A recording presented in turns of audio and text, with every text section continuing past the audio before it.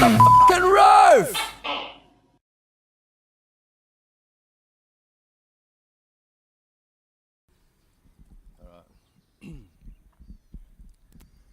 And hello, welcome back to the Bali Rooftop. Another session with the glorious sunset in the background.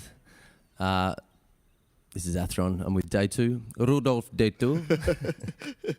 Hello everyone, it's very nice to be here, and first thing first, this is such a great spot. It's pretty awesome. Actually, yeah. I don't know if you can see that right in the distance there on the screen, but there's a beautiful view of the volcanoes in the background right now. Oh yeah. We don't always get, like it's just such a stunning spot, but early morning you can get that. But then the old Hollywood Bali fog sets in and, and you're like trying to spot the Hollywood Bali sign in the cliff tops. Yeah. So how's your weekend been? I saw you last night. I was pretty dusty last night. Yeah. But, like dusty being an understatement. Story of my life. Yeah, but you still did quite well last night, man. But I was very impressed that, I am very impressed that you didn't even have to, you do lots of covers, but you didn't even have like a, what do you call it, the lyric shit with you at all, and for 3 sets, shit. Man. I'll call it lyric shit. I'm not a big fan of the lyric sheet. Like it kind of looks like, yeah, if you especially if you're doing a cover and you want someone to feel like you're doing it your way and it's coming from your heart, you want them to see you singing it, not you reading it. Otherwise, it just got to take away from it all. But yeah, it's actually it's very interesting perspective, and I think it really makes sense, and I will use that justification to let's say manja next time. I spread the word. I think because I've noticed a lot of people in Bali, a lot of singers, it's a habitual thing now. They rely on it for a start. So it's probably, I mean, it's easy to rely on it. It's perfect for rehearsal studios, but when you see someone up there like performing their guts out and you want to feel like they're singing to you from their heart, as soon as they pull out a phone or an iPad, yeah, I mean you've got, if you're just learning a new song at a hotel and no one's really worried, yeah, sure, you if you really need it, but limit it. Don't rely on it for every song. Yeah, that's true, and you will your gesture, it is like it won't create like a positive energy or what do you call that? Same dynamic as if you don't really read the lyrics, you will more all out, Yeah, absolutely. I would rather see a singer fuck up and laugh about it or just improvise and throw in their own words because they can't remember the verse and sort of look at the audience going, yep, I'm fucking up. I'd rather that connection with the singer than go, oh yeah, they really don't know this song well, do they? And it's definitely not their song. So. Yeah, it's true. Yeah, but yeah, I'm. This is it has anything to do with what happened last weekend. That's why I mentioned again, because last weekend at Rumah Sanur, where if I'm in Bali, that's my office. That's my second home. That's what I saw. The Rumah Sanur and the top 40 singer, they had quite a bit of an argument because the singer said, "Hey, you don't give me the place to put my lyric sheet," and he complained.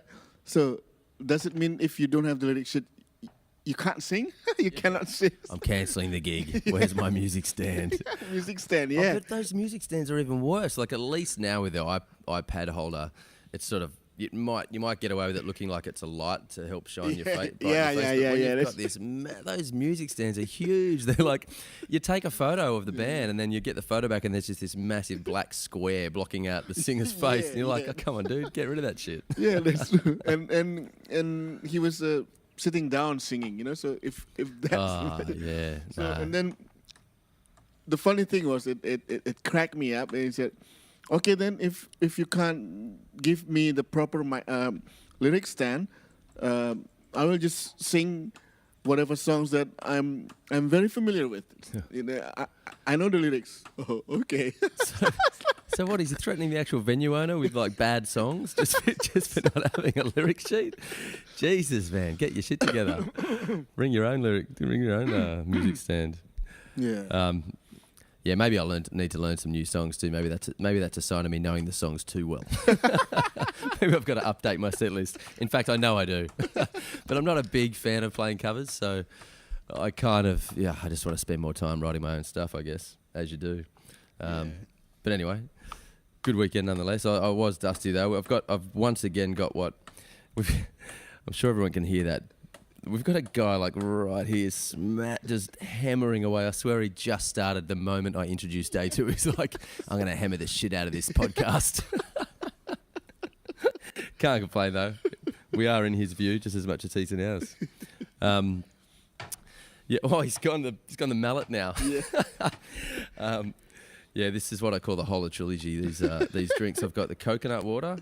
This was taught to me by Phil Stoodley, who's off playing a gig right now. But whenever you're dusty and you don't think you're going to make it through a gig, you got the coconut water, the whiskey, and the espresso. It's like holy trilogy. Yeah, you got the coconut water rehydrates you. You got the whiskey, obviously will lube up the throat and give you some social lubrication as well. Social lubrication. A bit of social lubricating never hurt anyone.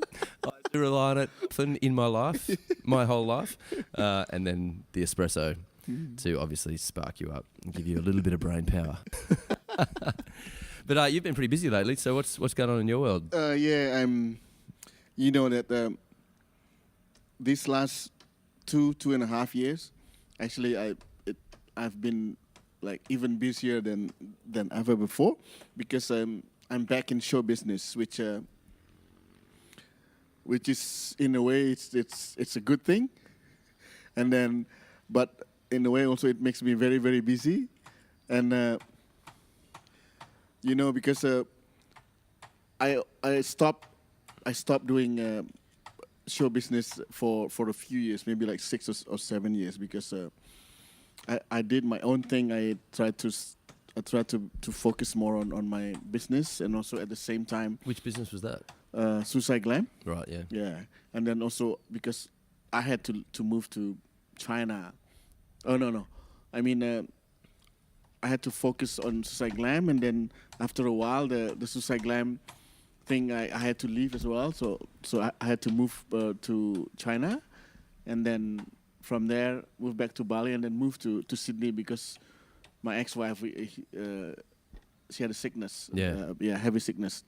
And then that was in around 2011 until 2014, early 2014. It was quite a length of time there, wasn't it? Because I remember when you moved to China, and then you were in Australia, and it did sort of, even though I knew you were doing what you had to do, and you're obviously going to Australia to be with your ex-wife, that was super important. But I do remember thinking, oh man, is he ever going to get back into the passions that he has here? You know, because I sort of met you as someone who is so deeply entrenched in the music industry here, and such a figure that a lot of people looked up to for sort of carving headway through, like just breaking new ground with bands and genres. It was.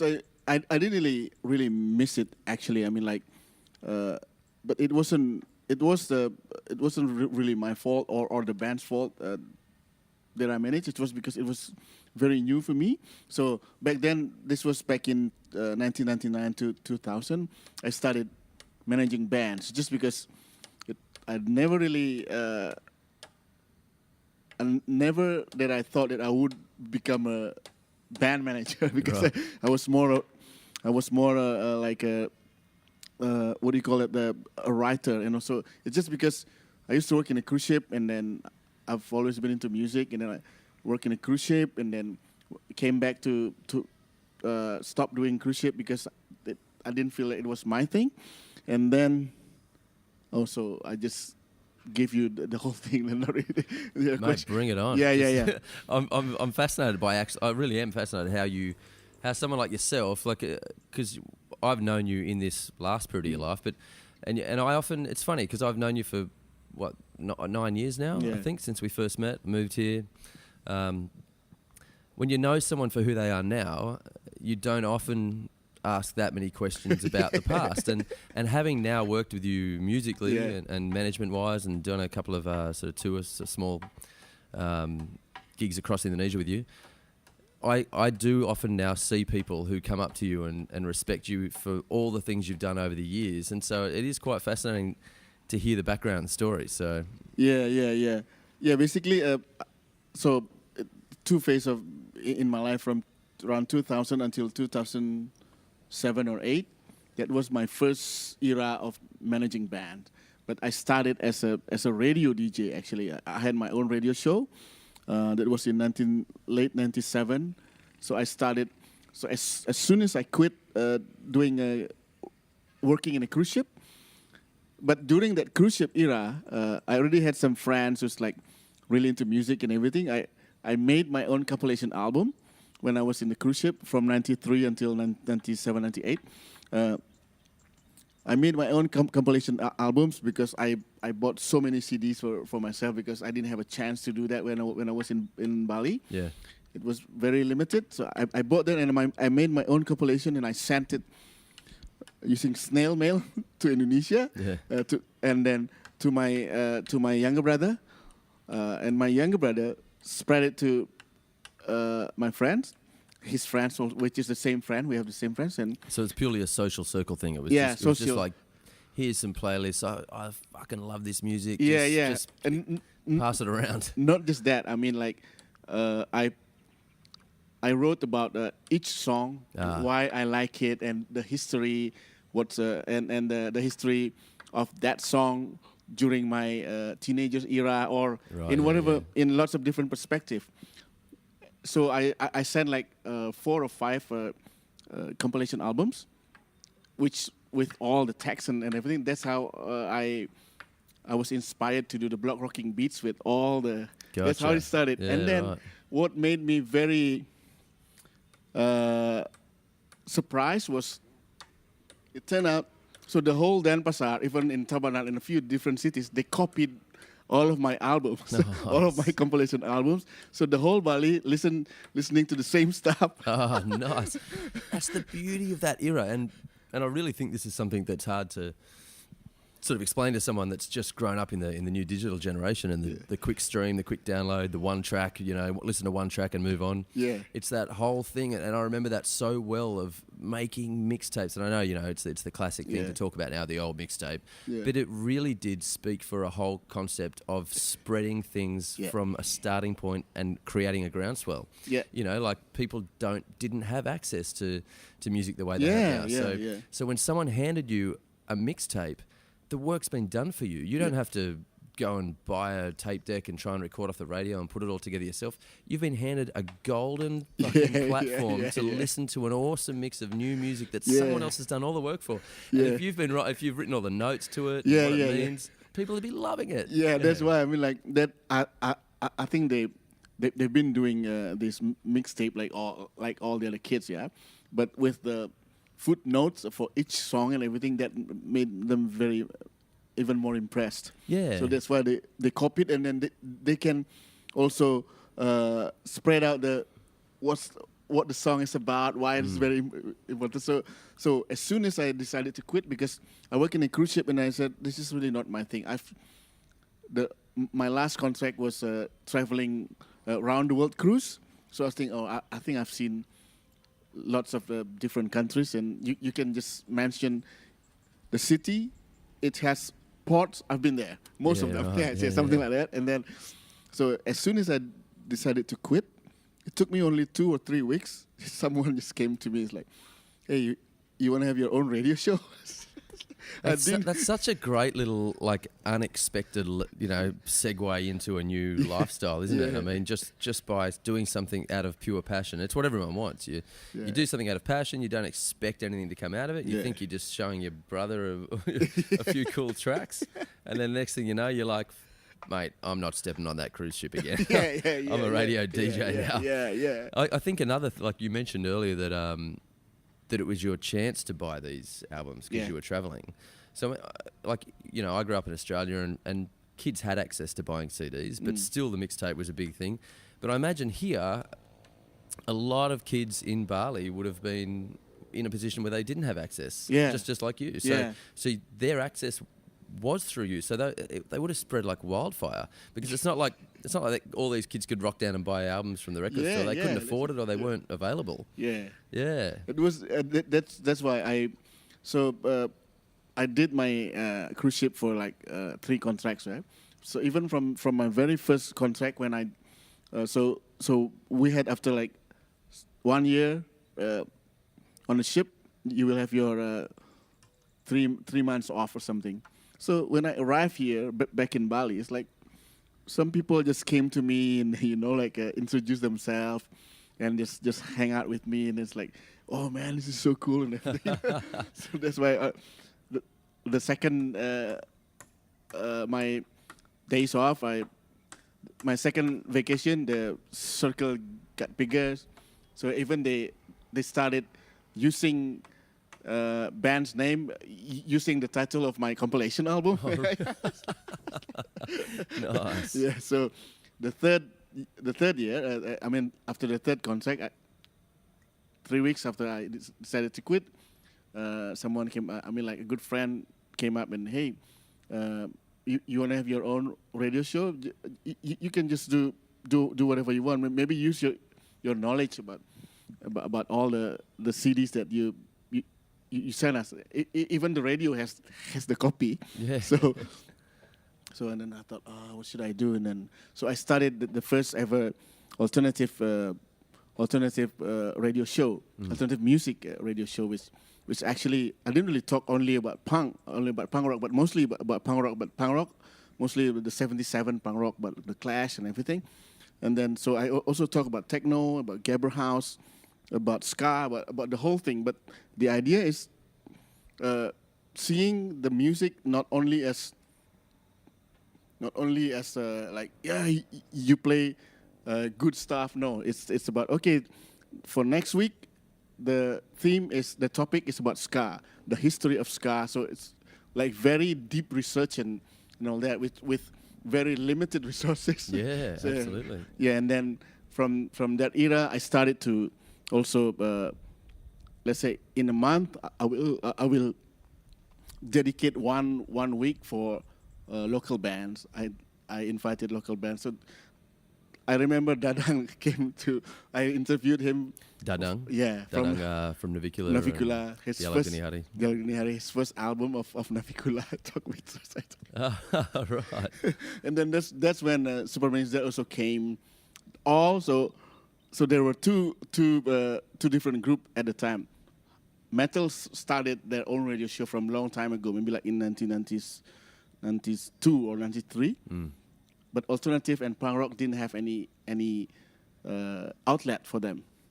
So they all came to me. All the non-metal kids, they all hang out. They all hung out at during my radio show.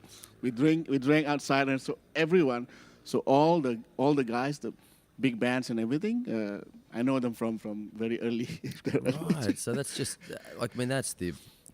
that is grassroots to a T. Yeah. Like, like sitting around drinking whiskey on a doorstep and just going, man, we need to get this music out there. There's not enough promoting it, So metal was. Why do you think metal was a big thing in Indonesia? Yeah, what brought metal in?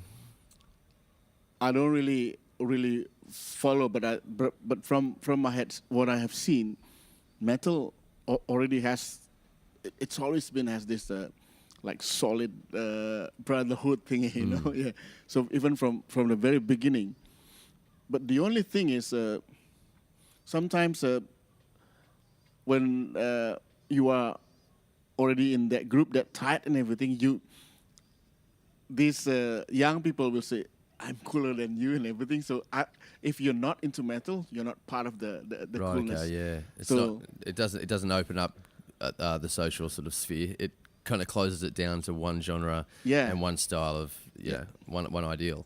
You're right. Like metal. You're right. Like even in Australia growing up, the guys that were into metal, they were into metal, and that was just those guys didn't mix with other people. Yeah, they were the guys wearing the black and the upside, the crucifix upside down, and the 5-pointed star, and I wasn't a big metal fan when I was growing up, but I certainly got into it later. But yeah, definitely those guys weren't mixing with any other crew.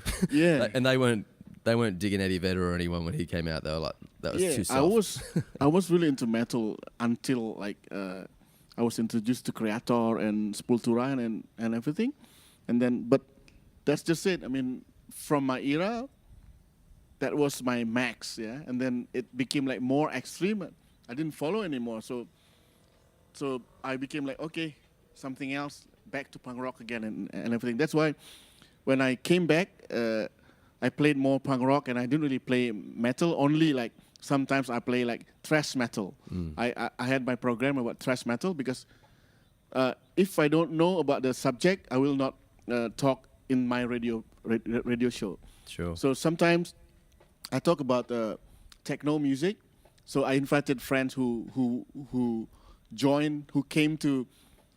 So they went to school in Switzerland. So they were in this love parade, or they saw that. I invited them to my radio show. I talk about them. So it's not only about punk rock and ska and alternative music, also about techno, And it sounds like it was really anything that had a decent story behind it. Yes. I mean, that's everyone wants a good story. Yeah. And I think a lot of the reasons songs just come and go without a thought now is because they don't have a backstory. There's no deep integral reason why they made it to the top. Yeah. It's just, there's a massive record company who's just pumping out the hits and getting some singer to sing it, and you hear it and you go, okay, and you sing it for a day, and then you hate it and you move on. But no, you're right. I mean, were you choosing music to show to people based on a story that was sort of social or political, or yeah. I've always been interested in, as I told you before, in storytelling. You know, it's all based on that. You know, you will, if there's something extra information about the song or about the band, you know, singing's like what happened. You know, so it will make people more interested. You know, more like they will dig deeper from that. You know, and they'll feel more connected. Yeah, feel more connected, and that's how more and more people came to my radio shows. Like it became like really big, and then that's made me like, okay, so these bands like think, oh, this guy know what he's doing and everything. Hey, you want to manage us? We propose you to manage our band. That was Superman is Dead. So Superman is Dead was the first band you managed? Yeah. Wow. I mean, that's a pretty significant band. I didn't realize it was the first band you managed. I mean, I know that they are the sort of predominant, them and Navicular, the two big names that you sort of brought up. Oh yeah, before that, when I was in university, when I was a university student and everything, I was like kind of road manager for this band, but I wasn't really like managing the band, just helping them, making their life more easier. Okay, sure. Yeah.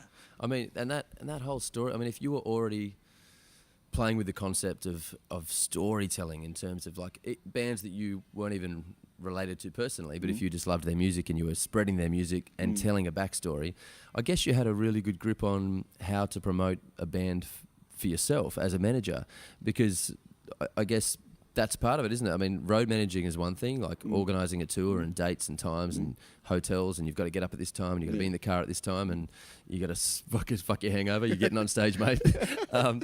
But that's one thing. But then being a manager that pushes a band into the public sphere and gets all these kids who just love them and feel connected to them, that's the storytelling, right?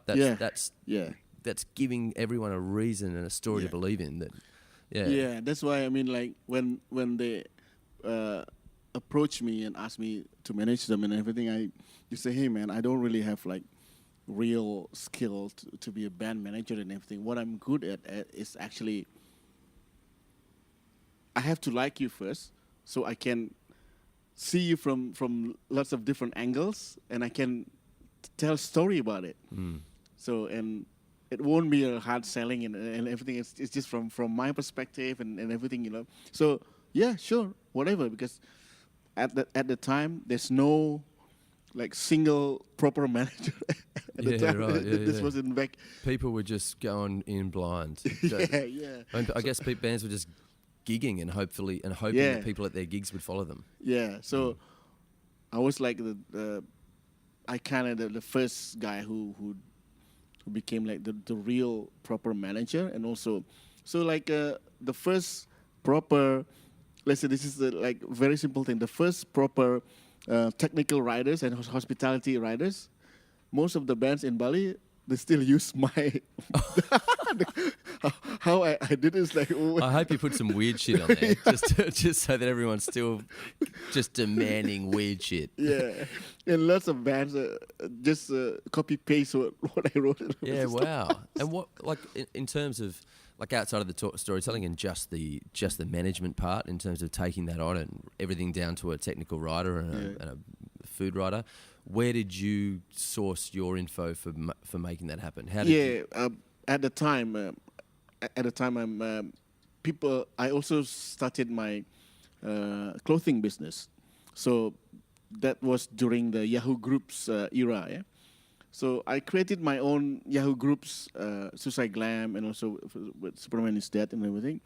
And I don't know how it happened. Just these kids from Jakarta, Bandung joined that thing, and then it turns out they are the movers and shakers in their own town.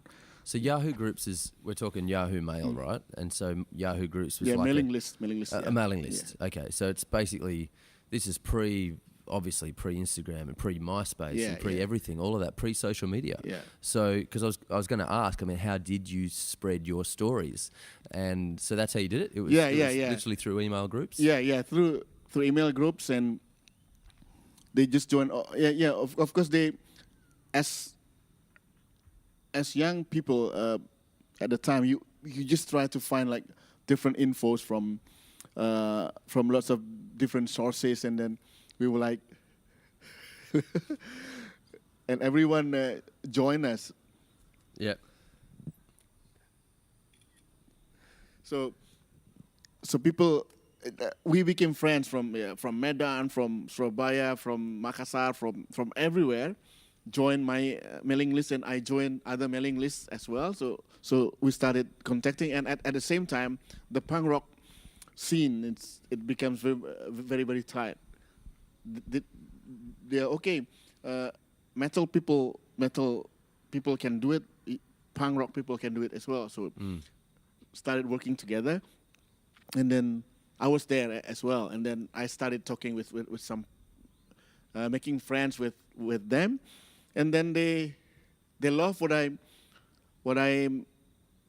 doing. You know, like so I have my own. Let's say just one example. I have my own. The way I promote them, it's more about not about, hey, check out Superman's Dead, one of the biggest punk rock band from Bali at the time. No, I just made something like Bali's Today. Bali's Today is talking about what happened in the last 2 weeks in Bali, in musically speaking, underground scene speaking. Yeah. So okay, here at the Beat Cafe or something like that, Cafe Luna or in Denpasar, what happened? Because I was there also, so I wrote about that. Okay, this band is this very interesting, you know.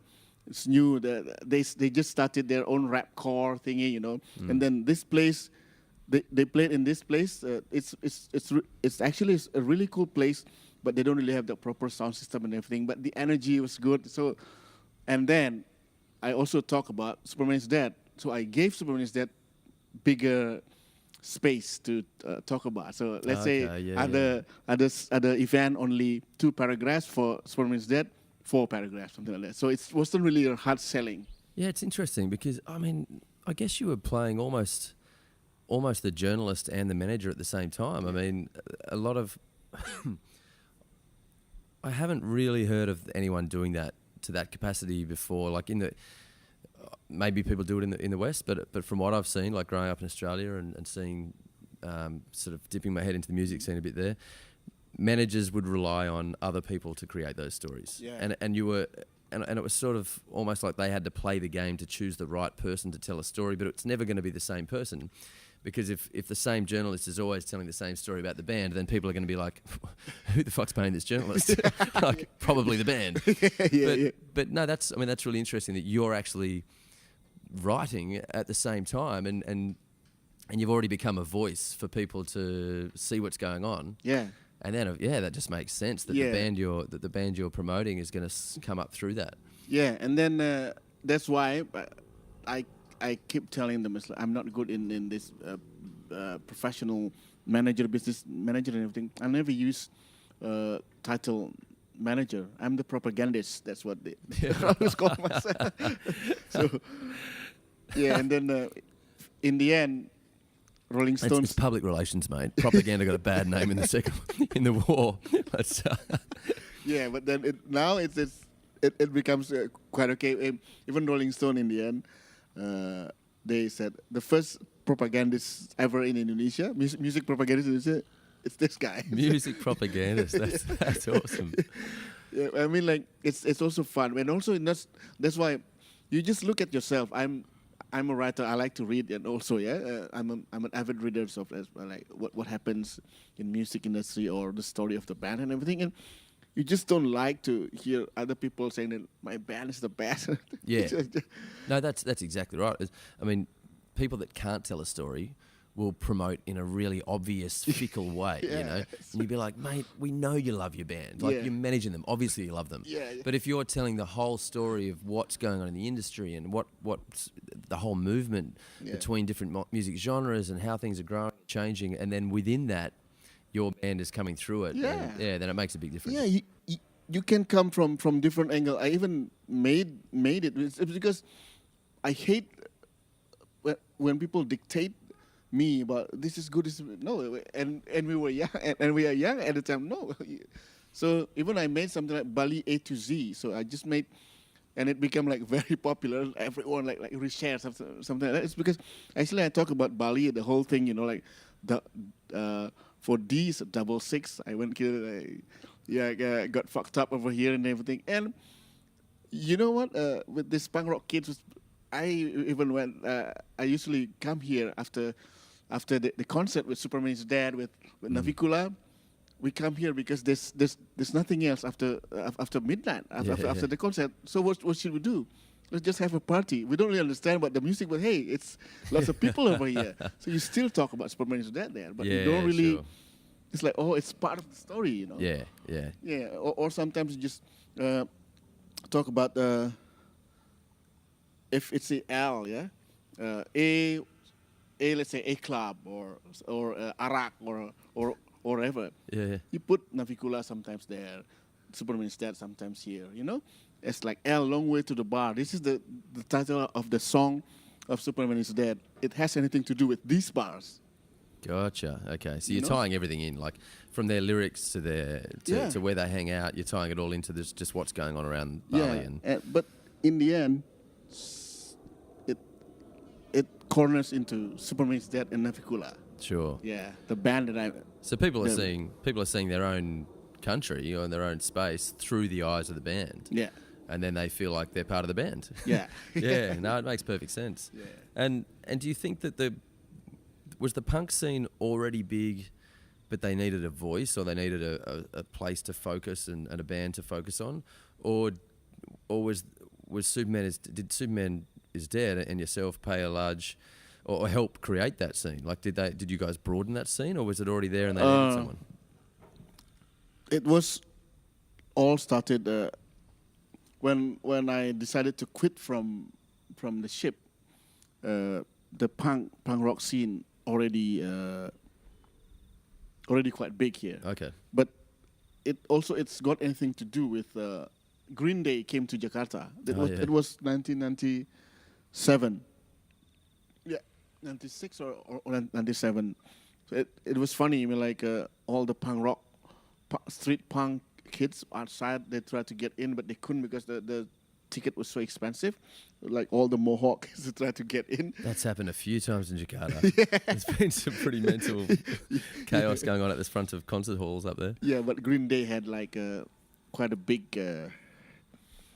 what do you call it, deal. Why they shaped the punk rock scene here, like especially the American, the California punk rock. You know, like back then, Green Day wasn't too political yet.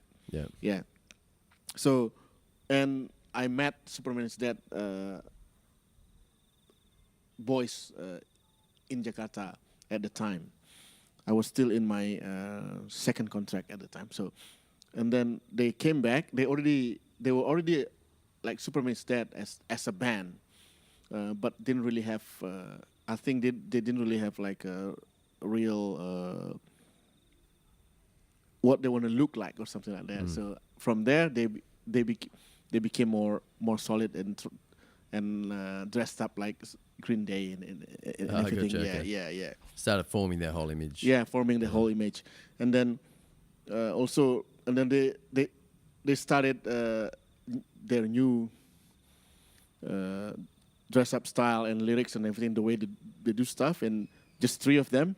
And back then, the Superman's Dead were already one of the biggest local punk rock band in Bali. Already quite a big followers at the time, because Jerings already have his own studio at the time at the old Twice bar. So just so he already had Twice bar right back then. Yeah. Oh right, okay. Yeah. I thought that came later. It's not Twice bar. In the beginning, it was the Twice tape shop. Okay. Yeah, Twice tape shop, and then where all the not all. I mean, Superman's Dead always rehearsed there, and rehearse usually around weekend times, and lots of bule. It was the 3 stories building, tape shop. The first floor, second floor is their studio. It's like not really like a proper studio, and then third floor was empty. And then usually around weekend they did their rehearsals. So lots of bule came, lots of local people came, including me. Started could watch them rehearse. Yeah. Watch them rehearse, and it was crazy. And then people like Pogo and all that over there. That's a pretty awesome way to spread the news. Yeah. I mean that concept is used now to market and promote bands, but often bands that are already quite famous. I mean, there was a band called the band Regurgitator from Brisbane, Australia. Yeah, I mean they recorded one of their albums. I think it was called In the Bubble or something. And they literally set up this kind of bubble in a mall in Brisbane and lived in it for like, I can't remember how long, like up to 2 weeks or something. I'd have to check up on it, and they had cameras all through it, and people could walk around and look straight through and see them in there rehearsing and playing, and just that feeling of like, oh my God, like that's them right there, and we're part of this, and it brings the public in. But to have been doing that right from the start in a place like Bali that's fairly small, but people are looking for that. They want that connection. If you can go down on the week, the band you've been listening to on your tape deck at home, and then on the weekends you can go down and watch them actually rehearsing, and then just jamming it out, and then get drunk with them afterwards. I mean, even if you're on the perimeter, you're going to go back home going, oh man, I just watched them rehearse, and they were already back then. They were already like, they already became like a cult, and then from there, I started joining them sometimes because I was too drunk and all that, and then boom, I had my own band. I became the singer of a band. I had my own. You did? Yeah. Oh, really? Yeah, and you've never told me that. What? I'm getting you up on BVs next time. So it's also because of. So back then, we hung out quite a lot, like the punk rock kids. Me, SID, local punk rock bands. Hey, other cities already released their own compilation punk albums, own compilation alternative albums. Bali, nothing yet. Let's do something. Okay. And then, so I made a name for this band, Lolot. But because Bali is something special, let's make it like all lyrics in English. we didn't even speak English properly at the time, but to sing in English was considered really cool back then. Oh, right. And that, hey, Bali, we have to release an album all in English. So, because Lolot couldn't do it, hey, dude, can you create a name for? I'm thinking of doing this like rap core thing, you know. Can you think of a name for the band? So I came up with the name Emo Core. I only used emo in 1999. Emo Core Revolver.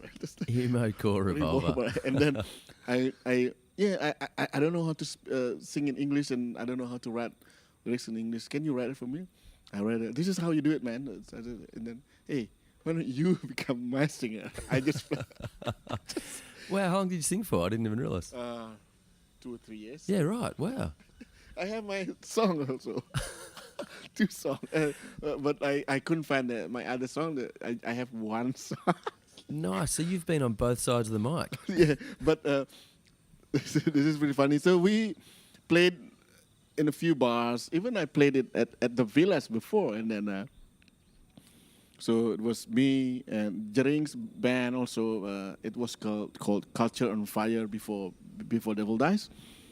So we played, we shared the same stage sometimes. Jerings came and joined my band and all that, you know. So we have like and with Lolot is you know Lolot, right? Yeah. He's one of the original Super Rings Dead member. Ah, okay. Yeah. So I was in the same band with Lolot. When you talk about Lolot, I was the singer for his band. Mate, I never knew that. That's great. Yeah, and then we did a few tours for 2 or 3 years. Yeah. And then I didn't feel very how do you say it, very comfortable. Okay. I would like to focus more in like being more people from the back and doing the writing and everything, because I was bad on stage and everything. I didn't know what to say. Yeah, right. Yeah, no, you seem very comfortable in the role that you have now, which is, it's just a solid role of just knowing what you're doing. No, but it's sort of like you're someone that I see as working so well in the background that people look at you as a foreground person, but you're not running into the spotlight. Like but it's a great quality, and it's something that I think is really admirable in a lot of people that stand the test of time, is that more often than not, when someone just shines a spotlight on themselves and tries to say, I'm great at this, it's the spotlight fades pretty quickly, or people get sick of them very quickly, or they sort of go, yeah, mate, all right, calm down, let's just move on. But when you just do your thing in the background, slowly but surely, it's funny, even you're just talking about the compilation thing. I was talking to someone today, and they said, oh, Dethu, what a legend. I remember years ago listening to his compilations. And I hadn't heard these stories, so I didn't really. I thought they were actually referring to your compilations that you did in the Beat Radio, sort of 5 years ago, or 4 or 5 years ago. So I didn't realise that was the very beginning of you sort of getting your. Yeah, that's great. Yeah, it was kind of justification why I have to quit working in the cruise ship. It's like, fuck, man, I don't really like this job. You know, like it's very like 9 to 5, and I the only thing that I could do at the time was traveling around the world and buy cool albums. Sure, yeah. But other than that, I didn't like it. Yeah. I mean, like you like talking with people. I like talking with people. Hey, what's up? But after that, you have to work and drawing, hangover, to sit. Yeah. No rest. Yeah. Yeah. Because when I stopped doing this, already people like came to, hey, I also like this album. Thank you for sharing the knowledge about this album. This is all of the compilation albums really, really love. You know, I never thought something like that. You know, so it's a very great justification for me. I don't want to go back to. It's a pretty easy justification. You know, moving on and being on radio, doing what you love, and pushing music and all that kind of stuff. Yeah. You must have had some pretty, like, just beyond that, just actually doing the tours and doing the gigs across Indonesia as the band grew with Superman is Dead. You must have seen some wild, bizarre moments. Just, I mean, these guys ended up being, we're talking thousands of people would turn up to gigs in Java and places like that. Yeah. And I mean, I used to stage manage, I do stage management for festivals and different shows in Australia, sort of up into my late 20s and early 30s. And I saw some pretty mental moments on stage when crowds overtook the stage and all this kind of stuff. But Australia's got a lot of rules and regulations, and there were generally things in place to stop anything going wrong. You must have seen some pretty wild gigs in Java, just with thousands of kids storming the stage. Yeah, it wasn't always like very successful and everything during my era. It's because back then lots of punk police, So Police. Yeah, punk police is like you sell out, So as soon as you start getting a name for yourself, Yeah. yes, you're a sellout just because people like you. Yeah. It's a funny thing, isn't it? Even before we joined the major label, we played in Singaraja. People already threw stones at us. Oh, really? Wow. We haven't signed up with major labels back then. Indonesia is, Indonesia is not very, the education, very misinformed easily. Sure. They don't really get and especially in underground scene, you don't read the mainstream media, something like that. Yeah, You don't believe the media. So it was very fucked up, actually, but it's part of the journey. That's why they become very, very strong now. And then the fans are very solid and everything because we went through that. You know why the title of my biography is RPM racist, sellout, and immoral. That's the title of my biography about Superman State. Right. That was the three biggest what do you call it? The biggest accused accusations that people were throwing at them. Yeah, right. Throwing us racist because I don't know who started. It was we were tagged as the racist band because we once pilots somewhere on the fuck Java. In the underground, it's like, oh my God. As in wrote graffiti or something. Yeah, somewhere. Graffiti. Fuck Java. And who wrote that though? Nobody wrote that. Oh, it was just a weird rumor that went around. Rumor. And then this underground scene, they just believe what they hear because they don't want to believe them. Because it's alternative to mainstream media. Yeah. So as soon as an underground rumor comes through, it's like, that must be the truth. Yeah. It's the classic conspiracy theory thing, isn't it? As long as it's opposite to mainstream media, it must be true. Yeah. If you're too far down the conspiracy and rabbit kids, hole. They hated us so much. Oh, wow. Oh my God. And then pengkhianat is a traitor or sellout. So we weren't really finished with the whole accusation of being racist. And then we signed up with major labels. And then it was just, look what you've done. What you've done. Time to start throwing stones. Yeah. And then we were tagged as immoral bands because we always brought beers on stage. In Bali, it's just normal things. But other places, oh my God, you're so immoral. This is such a bad example. It's punk rock band. We just drink beers. As if a punk rock band is going to say, oh, we better not drink beer on stage. It's a little bit immoral. I mean, come on. What's the point of these being punk? three combos had hit in us. Oh, so it made three combination of different group of people. Wow. That's like, mate. So in 4 days, 2 big concerts in Medan. We went to Medan. This Mohawk came up to us. We couldn't finish. No, the first time was in Surabaya. It was the early days of Fuck Java issue. Oh, okay. So we came to Surabaya, played in this like a skateboard competition, but people already talk about us. So we came, nobody talked to us, nobody smiled. Just a few kids, like the Balinese kids who came to us. Then we couldn't even finish one song because these kids just got like, "Fuck you, Balinese!" Really? They were so angry. Wow. They really believed that we was that racist. We hated Japanese so much. I wonder, do you have any inclination as to who started that rumor? Or Yeah. In the end, there's a group of people who started that, but they kept saying that we saw something, but we're not very sure. So I interviewed them. Oh, right. And then I published my book. Okay. But at the time, we didn't know what's going on. It's like, hello, Surabaya. Nobody answered. Man, if there's one way to make a band feel like we're a family, it's like if you want to build strong ties with your band members, it's be hated by everyone else at a concert. Yes. So, of course, when you're in Surabaya, you would try to speak in Javanese and then try to be nice to them. And the more you speak Javanese, fuck you, such a fake. And then, okay, this is the first time I was whoosh already. Oh my God. And it's a small stage. And, so we had to be evacuated. It would have gotten pretty dangerous when you've got. Sarah was there. Sarah saw everything. Your ex-wife, yeah? Yeah, my ex-wife. Wow. And you're like, so what happened? They just started storming the stage? Or yeah, storming the stage. Send what do you call it? Urine in a plastic bag. And then throwing bags of piss at you. Oh, mate. That's fucking punk right there. Yeah.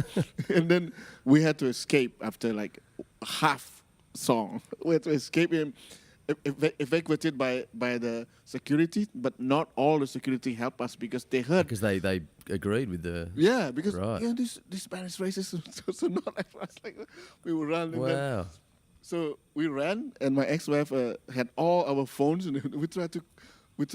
Oh, where's my wife? Where's my wife? Where's my girlfriend? Where's my girlfriend? Oh shit! I couldn't contact her because all the phones are in the bags. In the bag.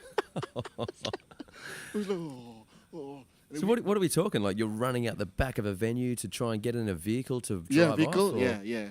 And then Sarah was helped by this people who just passed, and then that guy wearing suicide glasses. I already started my business, and he's wearing. Hey, that's my boyfriend. Please help. So she spotted someone with a suicide glam t-shirt. And went, friend, you're a friend. You're wearing his t-shirt. That's my husband's t-shirt. We need your help now. Defend us against a million people. Yeah. Okay. So she took she ran away with this in the car with this couple. And where's your hotel? Oh, I don't know. Oh shit! I didn't know how she got it. How did you find each other? Just through guesswork? Yeah, I don't know. Just maybe God help us. Yeah. I don't know if God likes punk, dude. Yeah, I don't think God likes punk. So, anyway, and from there, we didn't know what happened. So we started asking friends. So a few punk kids came to us who support us and everything, who didn't believe what happened. Yeah, Mas, ini you are there are like really big issue about that big rumor that you guys a racist band and anti-Japanese. You were like, what? Oh, so that's the first you even understood the reason why. Yeah. So when that was happening, you didn't even have a clue why. We didn't have a clue. That's why we texted people, we SMS'd friends in Surabaya. It's like, hey, are you in Surabaya? You live close by? Yeah, do you have any idea why people are throwing urine at us? Is there any particular reason why that might be happening? We wouldn't even sign up with major label at the time. Yeah, but before that, like 2 weeks before that, we were in Singaraja, played. Hello, Singaraja and everything. Already lots of people. Only like around 4 Mohawk kids from the back. Throwing stones. Throwing stones, and then like, what's wrong? No major label at the time. We were already accused as sellout band. Wow, just because of your popularity. Yes. That's classic, isn't it? It's amazing how quickly kids cling to that. Yeah, you know, I mean, I remember too being when I was at school and when I first got into Pearl Jam and just just guys in my class who were really into alternative music, which was great. But if I even mentioned it, they'd be like, "Oh, Pearl Jam, they're too big. You know, I can't." They literally weren't allowed to like them because they were popular. Yeah, that's and you sort of go, well, I understand if someone's doing like there's an action in what they're doing that is truly selling out. You know, if they're suddenly wearing Adidas and singing songs like "All Day I Dream About Sex" to promote Adidas, I'm going to call that a bit of a sellout. But if they're just popular because they're good, you can't. Yeah, what are you going to do? Yeah, that's true. We don't understand. That was, but as you say, before things got better, it gets worse. Yeah. How do you say it in English? So it's like shifting before you go to the next level. So I didn't know before. I was like, oh my God, this is such a big job.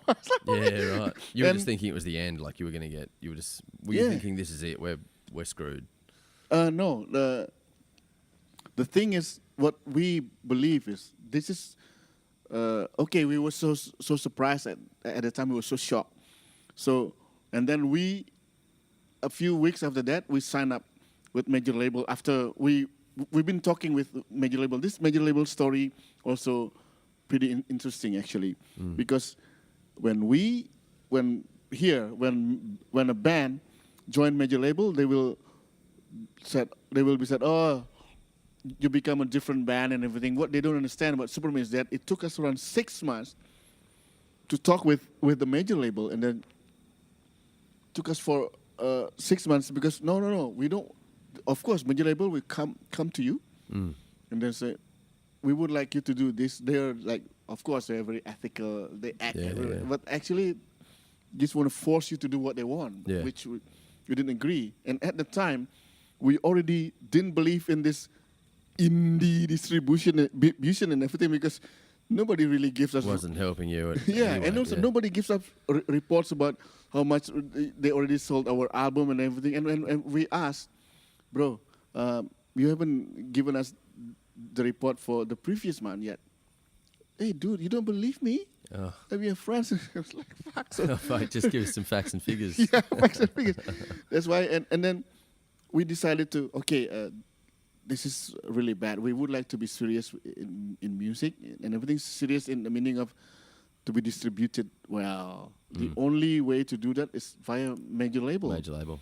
And I mean, the thing is, if you can sign up to a major label but stand your ground and define a contract where you can still 100% be who you are and do what you want to do, but have the distribution that they can give you, I mean, that kind of deserves a bit of a tip of the hat. That's like, you haven't given in, you haven't sold out. Yeah. You've gained access, and you've stood your ground at the same time. So it's kind of more admirable, but I guess for a lot of kids, it's just like, sell out. Major label, you're fucked. But at the time, now he's the online managing editor for Rolling Stone. He was there. He saw everything. He followed us. He was already like a indie journalist at the time. So he always supported us. If people attack us and everything, he will. I also release my own statements. He will also do something else because he knows what's going on, and people also listen to him. Now, I get lots of support from those kind of people. That's why we're still strong. The thing with that fuck Java thing is we couldn't really say that if someone from Java invited us to play in their place, it's very big dilemma for us. If we say yes, it means suicide. If we don't say yes, it means we're racist. Oh my God. So every time I have to. That's where I learn. It makes me. It has made me I have to write something from different angle and always and have to be like really calm. And I couldn't be. How to say it? Yeah, make like a good statement. making like calm, not very emotional. That's how I learned my thing. So oh my God! And then I wasn't just the manager. That's why I was the propagandist. Yeah, right. Yeah. Because you were constantly having to deflect things and recreate things Yeah. and spread different truths. The period that you've gone through, I mean, going like as a storyteller and a manager, going from a time that was literally just Yahoo groups, that was your biggest access point to reach fans, to go from that to today where you've got Instagram and Facebook and all these different points of getting to the fan. You've seen a lot of change. As you've evolved with it, do you find that it's easier now, or is it just as hard in its own right in terms of too much flooding of the market? Like what? Yeah, that's why this is sometimes I have quite a bit of argument with some people from from the advantage economy or something like that, from especially like Western countries and everything. I hate all of this Facebook thing, Instagram, social media thing, like they just want to show themselves and everything. It's like us from a third world country, and we were in Bali. Infrastructure in Indonesia is bad, and at the time it was very centralistic. If you want to be successful in your music career, you have to move to Jakarta. We refuse to move. Meaning what? Meaning we have to have lots of money and then go singing in Jakarta. No, the only way that we could do is using the internet wisely. Effectively. That's why with social media or with this Instagram, I never. I always support it. It's all about us. It's not the mistake of the social media. It's how we use it. How it's used. It's used. And then it's really, really a big help for us because we are a poor country, and then the kids can promote their band just from their house and everything. It's really a blessing for us, the social media. If people say bad about social media, I will have a big argument with them. Yeah, right. That sure. really help us. It's the same. The pre-social media, right? The Yahoo groups and mailing lists is the pre-social media. That's all we had, but that helped us a lot. Internet helped us a lot. So but the thing with the bands in Bali especially, even until today, people still ask me to manage them and everything. It's like, you know what is wrong with Bali? Even I did lots of discussion about band manager, about you need someone else to promote your bands. You can't say so. You manage your own band and you say about how good your band is. It never works, does it? Yeah, it never works. So, and nobody wants to be the manager because everybody wants to be on the spotlight. So you want to get all the girls and everything. You want to be the singer. I would like to be the same as well, but it's not. No, you can't. There has to be someone work from the back. So even if I got some sponsors. I invited people from Aksara Records, all the underground heroes to come to Bali, and I made my own discussion and everything. Nobody really wanted to come. In the end, every time I did this kind of thing, I have to call each and every front man of the band. They say, "Can you please come?" What do you think what was stopping them? What was the fear? They just think that it's the same perspective as, oh, let's just open a store and people will come. Ah, right, yeah. They don't really understand about, to make people come, you have to do something about it, to promote it properly. You can't just, you don't really have that much money and how to promote it. And also, when they have a band and everything, when they find Facebook, when there's Facebook and everything, what you always do is like you promote yourself, but what you're doing and everything, you never really promote your band. It's all about you in the end. No, because we are still in euphoria also. Yeah, it's not also the kids' fault. We just started enjoying like kind of real democracy, kind of real like freedom of speech and everything. It's from 1998. So even until today, it's so recent. I mean, yeah. I was going to say that must be a huge part of what you've seen change over time. I mean, being someone that actively was one of the first people to really use social media and pre-social media, use Yahoo groups. It's not like that was happening in a consistently normal, stable, free speech environment. Yeah. You've actually not only utilized those methods on their own terms, you've done that over the changing course of major political sort of situations and abilities to feel comfortable saying certain things and I guess you probably felt that bounce back, right, in terms of sort of being pressured by certain institutions and not being able to say certain things and so there's a lot more going on there than just promoting a band. I had to be very careful. So lots of things happening, and it wasn't very easy in the beginning. So that's why with the kids today, now even today, recently, we still only have like 2 or maximum 3 like proper managers in Bali, you know. And I don't want to do that kind of thing anymore. And also, I just feel, finally, someone is doing this kind of thing. Finally, someone realized that it's okay, I don't get all the girls. I don't have to be under the spotlight. I'm the superstar. Yeah.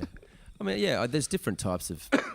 there's definitely different types of personalities that sort of shine in certain areas, and I really do respect those people that just solidly sit back and go, you know what, I'm going to just keep telling the story. I'm going to create this thing for you guys, and I'm going to do it without really looking for a hero's tag. You know, you're just doing it, and because that to me says that you really truly get satisfaction out of achievement rather than reward. In terms of reward being, you know, social acclamation, or, you know, people going, oh, you're so amazing. Because often, for any really good manager, they watch the audience congratulate the person they're managing more than they feel, you know, the audience congratulating them. And that means they've done their job really well. So, I mean, what's one of the biggest moments of satisfaction for you, like with what you do with managing and telling these stories? Where do you get your sort of, when you go to bed at night and you go, oh, that felt fucking good, like I feel really good about that? Where do you think that comes, like what are the marked sort of moments where that happens for you? Two things, especially from, let's say, my friends who now, let's say, he or she is the managing editor of this music magazine, entertainment magazine, the radio people who was with me, who were with us in the beginning, and then he or she is one of the most famous radio personalities, you know. They usually come up to me, it's like, you're big part of the game, you know, something like that. So whatever people say about this or that and everything, I've seen it. It makes me happy. It's like, you know, like it's not like, of course it's a teamwork, something like that, you know. But some people can't really see it. Okay. Yeah. You know, I don't need because of this. I never say that this because of it. This is because of a teamwork and everything. But sometimes, like the manager today, sometimes like what you said, when they do this kind of thing, after the band's quite big and everything, they use the Instagrams like part of yeah. You know, because if you don't really do your job, or it's not really your passion and everything, you just want to be under the highlights, you know. You know, you can't help it. You're human, but you have to realize that manage it is different. It's like the superstar. Absolutely. Yeah. 100%. I mean, they get all the beautiful girls and everything, but the quality girls, maybe the manager will get it. Yeah. You'll get the quality, not the quantity. Nice. Yeah, I think that's you see that over the years, just in the music scene. You see people in the beginning who are very much in it for the reward of the attention and all that kind of stuff. And often, if they're the motivations at the beginning of the game, 5 years later, they're often working in an office, and they've got a wife and a kid, and they don't take the risk anymore because the risk they didn't get that satisfaction from attention quick enough, so they gave up on it, they were like, okay, I just need to make some money. But the people that truly feel satisfied, not by those sort of shallow rewards, but just the feeling of connection or the feeling of creating music that's just integral to their passion and what they want to do. 10 years later, 15 years later, they're often still out there gigging and slogging away and not, they mightn't see reward for a long time, but man, they put the effort in, and it's not because they're not like, oh, one day I'm going to get that head job from that hot porn actress. One day I'm going to get it. Like if that's your motivation, you're not going to wait 20 years. You're going to go get an office job, save up some cash, and fly to some brothel in LA. But the people that really put that effort in is because they truly love the grind of music itself, and whatever it is, whether it's you managing it or you're playing it, it's the same thing. If you're passionate about what you do, you'll see it through the long game. Yeah, from the first one from the acknowledgement from my, let's say, like big guys in the music industry. The second one is when I wrote the biography. So I had to dig like old stories and everything. Yeah. It's mostly from what I remember. So I write, and it's like, wow, this is fun and everything. So I feel like I'm going in a time capsules, from this is how we started, and then until I quit managing them. It's like, wow, it's such a big deal. Remember when? Yeah. So the first ever, this was the second time they played in a big concert. It was a Puma concert, Puma the shoes. Yeah. Yep. The first one I didn't join them because they had to play in this university event. This is that. It was already quite big and everything, but the real they reach more mainstream, and I came there with them. The first beautiful moment that we realized that when the organizer picked us up, like, is this it? It's only four of us, like the players and the managers. They were expecting like all the road crew and the guitar techs and the drum techs. We couldn't afford it. Yeah. And then we finally got up on stage. So many people. That's when I realized. Yeah, this has nothing to do with when I wrote, but it reminds me of like all the good old days and everything. Yeah. So.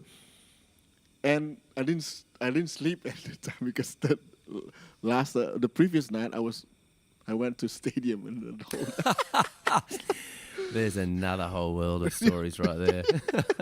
And then and then everyone, lots of people texted me from this magazine, that magazine, radio and everything. It's like, fuck, how could I handle it? But I know we are a band from Bali and everything. We need this acknowledgement from these people. They are the movers and shakers. I can't say that. We are punk rock. I don't do that. We are punk rock. I don't do. And I wasn't part of that game. That punk police. That's what I say. Punk police. You don't do interviews with this. You only do interviews with real underground magazines. Something like that. Yeah. I believe in that, but. Because okay to lots of different people, I just said, "Fuck, what should I do?" And I haven't slept yet, and I have to face all of these guys, and I'm part of the face of Superman's Dead. Yeah. The boys will play, and it would be my job to do this. I just drank lots of Jim Beam. Hey, what's up, man? So they didn't really talk to me. Oh, mate, you probably gave a better impression as being a punk manager maybe. by rocking up without having slept, smashing a bunch of whiskey. They're like, yeah, man, this guy's living it. Like, he's not a fake manager. Look at him. He's fucked up right now. Maybe because after that, we become even bigger. No, so back then, that's when I realized. So it was trial and error between Jerings, Bobby, and Eka as the band, and me as the manager. Sure. Trial and error, because we didn't have anyone to ask in Bali. Who would I ask? Nobody did that. This kind of real national thing. Yeah. So, and then it sucked, the sound system and everything. But these kids already like so full. Even the senior event organizers, like, it was the people was there. Hey, you're the manager. They came up to me. Fuck this guy. So it was like really already cult. But because Superman is there already cult, people talk. Oh, because we didn't really distribute lots of stories about us. It's all about the clubs, what we do. From mine, that's their only information. Because we didn't live in Jakarta, so we were not in this Sinetron or what Kabar Kabari or all those cheap soap opera thingies. Yeah. So always people talk about rumor. Oh yeah, I heard that the drummer used to live in Australia. So all of these mysteries, it made it more beautiful. And people just came up to us to talk with us. They were like, oh, they just want to know what's the real story. Yeah. So they started their first song. I couldn't hear anything, just the monitors. We didn't have our own sound engineer. No. Oh man. It was like, but people saying, "Hello, Jakarta." Just only the monitors. Like, oh, the kids. They didn't give a shit. They were just finally. So there was the front of house speakers weren't even working. No. That's mental. And this all stage diving, the whole thing. I was already drunk and everything. I was like, fuck, I couldn't hear anything. I mean, there must have been a kind of hand in hand, the fact that more freedom of speech was just starting to come into play in Indonesia at that time. And so I imagine that a lot of even kids would have gone from if there's an overall feeling of no freedom of speech in the country, I'm sure everyone feels it, even the kids, on some sort of level.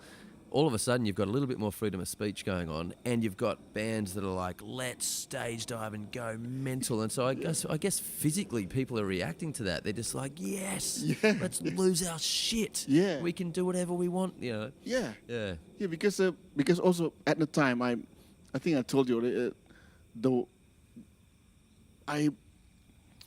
because I'm a writer, I hate all of this, the way they do the biographies, like this band started from like zero and all that, or the too romantic, and and or also they win this award.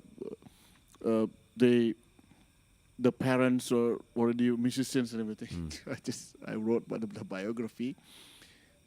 They don't really know how to play the instruments and everything, But this is, you see them as you see themselves, as you see yourself.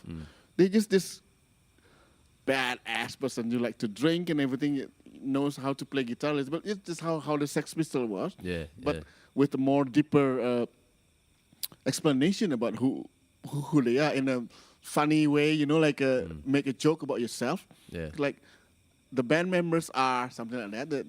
Bobby Cool, beer drinker, singer, guitarist. Eka Rock, beer drinker. The beer drinker is the number one. Number one. Yeah. So people like it, like this. They see themselves there. The kids like it. So that's why we need the new bad boys after slang. Yeah, right. Yeah. So the kids like, oh, they are. because of what it reminds me of when I was in high school.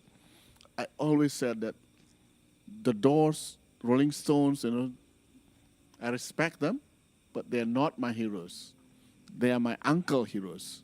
Okay. My real heroes is Iron Maiden and everything. But after a while, of course, you will give better respect with Rolling Stone, the Doors, and everything. But it just reminds me of me. Our generation needs our own heroes. Yeah, absolutely. Our own bad boys. So that's why I never say the unschooled guitar player sings broken English, Bobby. Yeah. People's like, fuck, that's me. Absolutely, mate. I mean, if you can recognize yourself in your heroes, then you're just gonna, you feel like you could be them. They're representing you basically. Yeah, yeah, it's true. Yeah, no, that makes perfect sense. And all of these journalists, even the journalists that I respect, fuck man, the way you promote it's all using the same strategy, not strategy, the same vibe, the same, how do you say it? So, no, you just talk, what you learn about punk rock is it's so egalitarian. It talks about you see yourself in them. That's what's good about punk rock. And so the way you promote or you write about them it has to be punk rock and just a joke and don't take yourself seriously. It's just being yourself. And I guess as soon as you hide the negative parts of yourself, you're no longer human. Yeah. Because every human knows how many negative sides they've got. Yeah. And they're always aware and embarrassed and a little bit, nervous about their bad points and exposing them. And one, they're going to be the first things to get picked on when you become popular is your bad points. And it's just that it's that method of just going, you know what? I'm going to pick on my own bad points before you do. I'm going to expose them. I'm just going to talk about them. And people respect that because they're like, you're not trying to hide. You're not trying to hide your weirdness. Yeah. And if you know that you just, you're an okay guitar player, but you just love playing and you're going to fucking smash it out, but you're more of a beer drinker than a guitar, just say it, and then everyone's going to be like, yeah, fuck yeah, so am I. I'm with you. That's true. And when talk about their first album, it cost them. They did it in 3 shifts. 3 shifts is this much money and everything. But hey, this is the album that you've been listening to. Only 3 shifts and 750,000. Yeah, nice. And then, do God help them? No, because they don't really go to temples that much. You mentioned that, and they'll just love it, Yeah, right. It's and it's the freedom of speech. The early days of freedom of speech. Nobody is. It was kind of taboo to say those things at that point. Yeah, right. Yeah, but at the same time, we are really sorry. That's how we are. We don't really go. We still believe in God, but we don't really do that much. You don't follow the religious overtones and the nobody, expectations. Yeah, no. Everybody tried to show that they're so, even though they're so not religious and everything. Yeah. And when you say that, oh my God, the people. As soon as you say it, people are like, oh my God, they're saying what everyone's thinking. Yeah. Yes. They've actually said it. Everyone else is trying not to say it. Yeah, and then you just say they still believe in God, but they don't really go to temples lots of time. I mean, so what's wrong with that? You still believe in. The main point is, do you still believe in God? The main point is the belief. Yeah. Yeah. That's why people are like, oh my God, this is the bad boys that we need. Wow, that's great. We'll wrap up soon because we're. Oh, sorry. We're getting No. I'm just looking at the time, and the sun is well and truly set behind us. But what, as far as post Superman is Dead and what you've been sort of doing over the last few years, you're doing the Hydrant now, and you're doing a bunch of bands. You've just done a Hydrant tour. How do you sort of compare now to all the stories you've been talking about? Are sort of the whole Superman is Dead, Rise to Fame, and that era. Has it changed significantly? Now it's, to me especially, it's a bit easier. I mean, actually, I didn't really want to go back to show business. It's because these 2 bands and also Liana Rachel, like the Hydran and Leonardo is Impeccable Six. The Hydran, they are playing rockabilly, and Leonardo and they're playing swing. Almost at the same time, they came up to me and proposed me to be their manager. That's how I started. After 7 or 8 years, that I didn't really do. I didn't want to do this show business thing back then. It's also because one of the reasons because I tried to focus on my business, Suicide Glam, the clothing business. And second one, every time I was in the concert, I would feel like this is not fun. I was so stressed out. Oh no, why I'm here? And also I wasn't ready that the band became so big. Yeah, okay. And then I stopped doing that, but I was still doing a music thing by just writing. And then these two bands proposed me almost at the same time. I said, fuck you, man. I think I have to go back to show business because I don't want anybody else, because I was fans I was a fan also for these two bands. Yeah. I don't want anybody else to... Fucking them up. Fucking them up. It has to be me to take care of because I love you. Yeah. I respect you guys and everything, and I can tell lots of stories about you. Yeah, sure. Yeah. Yeah, and then... and you've known these guys for a long time. Yeah, I've known them. You've got the backstory already. You don't have to get to know them before you can tell a story. Yeah. You already know them. Yeah.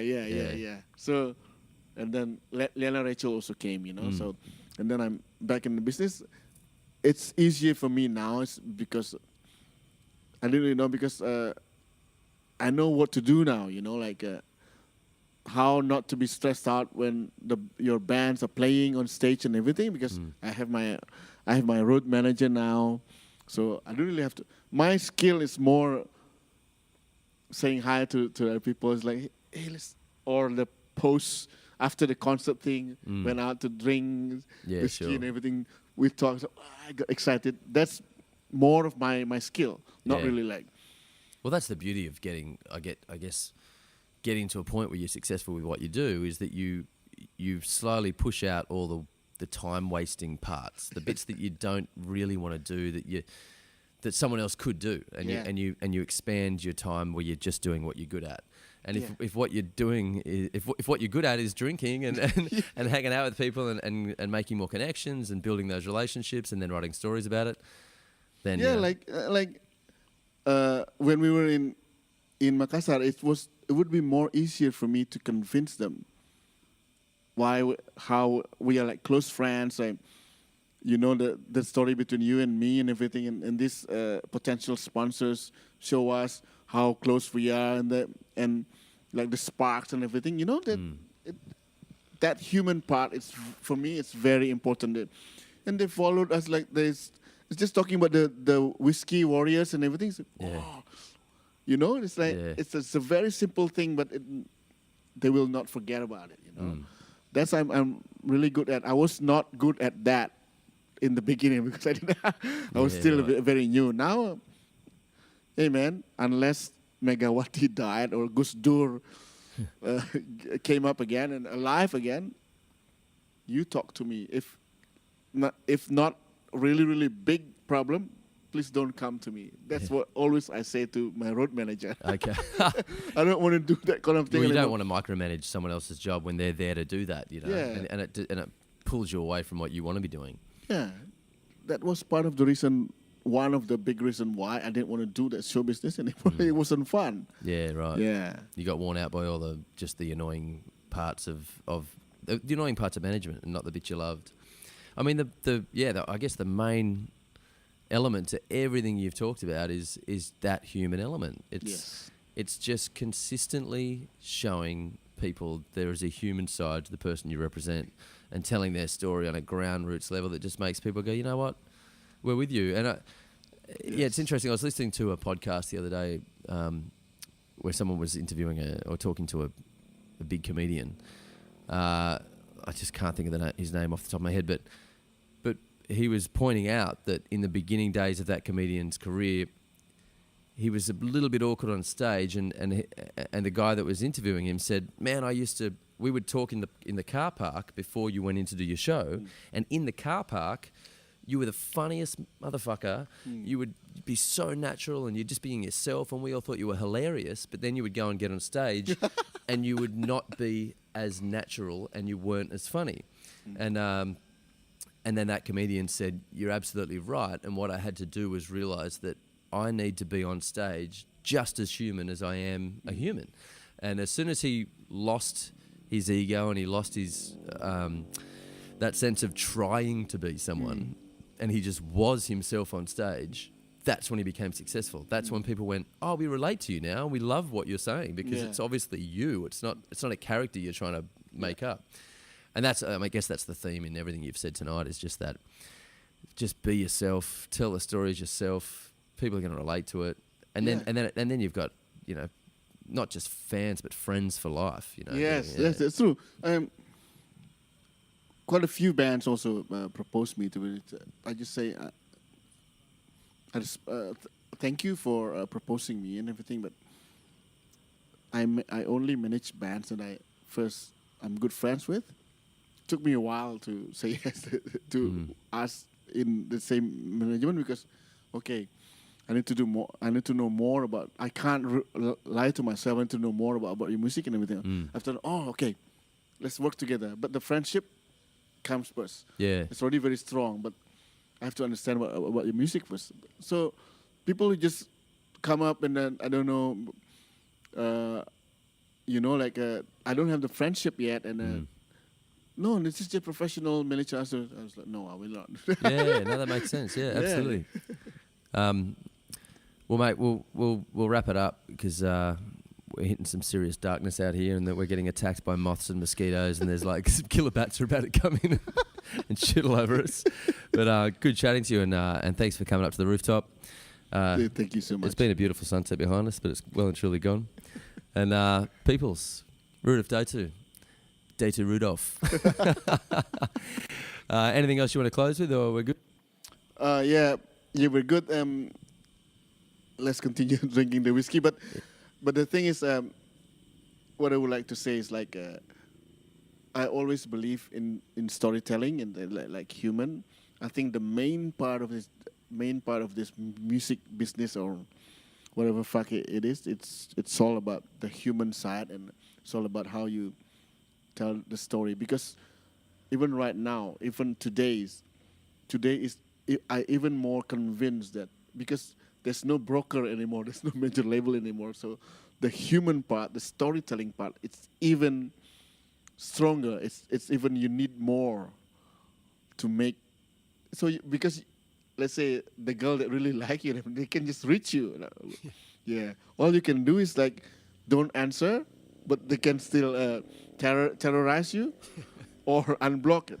There's nothing else. That means it's just. So it's that close quarters. It's between the performer and the fan or the audience. It's immediate. There's no longer a major label. There's no middleman, is what you're saying. There's no middleman. Yeah, it's you and the people you're talking to. It's you and the people. That makes me. It's a harder job for us. It's a harder job for the band. But at the same time, also, if you know how to tell the story, it makes things even easier. Yeah, sure. But that's the beauty of it. For me, that's the beauty of it, because they can see you as the real human. You don't the whole package bullshit is the package is just how to present yourself. So you don't need the big promotion and everything. All that thing, it will be end of an era. That makes perfect sense, and I can see why you encourage. And you're so happy about the whole social media thing, is because if a record company is trying to convince fans that their band is human, it's nothing compared to the band just being human directly to their audience without them thinking, oh, I've got to get through these. Yeah, you're right. It's direct relation. I mean, a fan can literally make a comment on the photo that their idol has posted. Yeah. So I mean, that's for a fan to feel.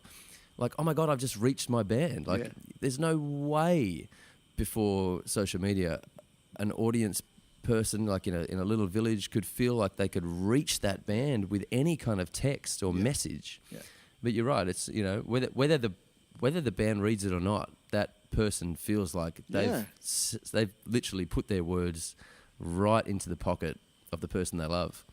That's so why it's a good connection.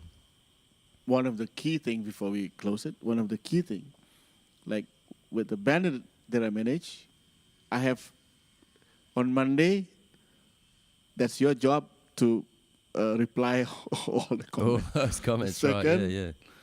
That's your job. The singer, the guitarist, they have their own job.